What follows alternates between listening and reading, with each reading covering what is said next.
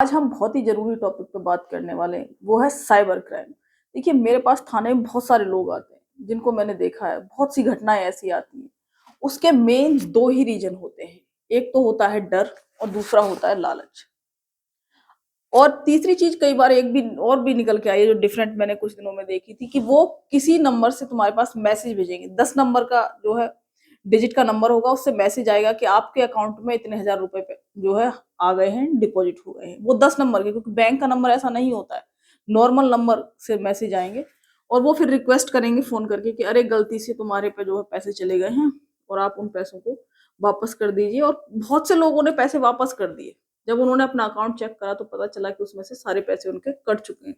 ना, तो एक तो ये वाली चीज़ है, क्योंकि जब भी कोई पैसे भेजेगा, बैंक के जो पैसे आते हैं, तो सबसे पहले आपका काम है कि अपने अकाउंट में चेक करना कि ये पैसे आए भी हैं कि नहीं आए आपके अकाउंट में। डायरेक्ट किसी पर भी विश्वास नहीं करना। हो सकता है वो उधर से ऐसी इमरजेंसी दिखाए कि हॉस्पिटल में भर्ती है, मेरे कोई जो है परिवार का लोग जो है हॉस्पिटल में है, मुझे तुरंत पैसे चाहिए। तो आपको किसी भी जल्दबाजी में इस तरीके का कदम नहीं उठाना है, क्योंकि पैसों को अगर आपको किसी को पे करना है तो ध्यान से पहले अपने अकाउंट को चेक करिए। दूसरी चीज़ जो आती है, जो सबसे ज़रूरी चीज़ है, वो डर। वो डर बिठा देंगे आपके दिमाग में कि हम पुलिस वाले हैं या फिर कोई भारत सरकार की एजेंसी जिसका नाम लेकर के वो आपको डराएँगे, ठीक है? तो डरना नहीं है, क्योंकि कोई भी एजेंसी इस तरीके से काम नहीं करती है कि वो फ़ोन पे आपको डराएगी या वीडियो कॉल के ज़रिए, है ना? बहुत से लोग इतने-इतने, मतलब मैं कहूँ कि बड़े लोग जो इतने अच्छे पदों पर हैं, उनके साथ भी साइबर फ्रॉड हुआ है।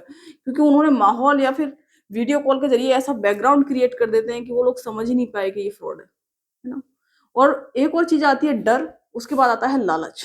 अब लालच के लिए वो समय के अनुसार बदलते रहते हैं। पहले लॉटरी वाला लालच होता था, आजकल उनका काम होता है कि इन्वेस्टमेंट करिए, है ना? इतने रुपए इन्वेस्टमेंट करिए, इसके ज़रिए आपको इतना फ़ायदा हो सकता है, ये फ़ायदा हो सकता है, और भी जो भी लालच। कहने का मतलब है, कभी भी पैसा सस्ता नहीं मिलता है। पैसा आपको कमाना पड़ता है, कड़ी मेहनत से कमाना पड़ता है। बहुत ही आसानी से कोई भी आपको पैसे नहीं दे देगा। तो इस तरीके के चक्करों में बहुत से लोग जो है लालच में आ जाते हैं। तो डर और लालच। और तीसरी चीज़ जो है कि नॉर्मली अगर कोई भी पैसे आपको बैंक में भेज देता है कि हमारे गलती से चले गए हैं, तो उसको ज़रूर चेक कर लीजिए। ये तो बहुत सारी चीज़ें जो है साइबर क्राइम से बचा जा सकता है।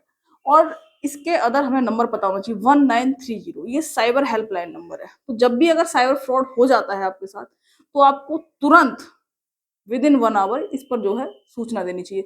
कुछ लोग थाने आते हैं, कई घंटों बाद आते हैं, बैंक जाते हैं। सबसे पहला काम है आपका कि 1930 पर इन्फॉर्म करना, जो भी डिटेल वो माँग रहे हैं, वहाँ पर दे देना।